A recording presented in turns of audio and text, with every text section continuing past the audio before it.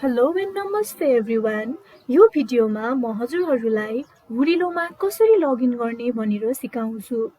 First of all कुनै पनि web ब्राउजरमा गई www.vurilo.com टाइप गरेर एप खोल्नुहोस्।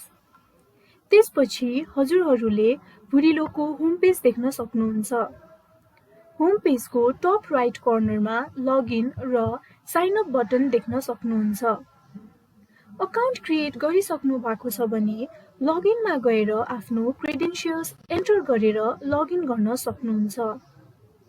यदि हजुरहरूसँग भुरिलोमा अकाउन्ट छैन भने सुरुमा साइन अप गर्नुपर्छ अथवा लगइनमा गएर हजुरहरूले सिधै फेसबुक, गुगल वा एप्पल आइडी मार्फत पनि कन्टिन्यू गर्न सक्नुहुन्छ। म चाहिँ लगइन गुगलबाट गरेर देखाउनेछु।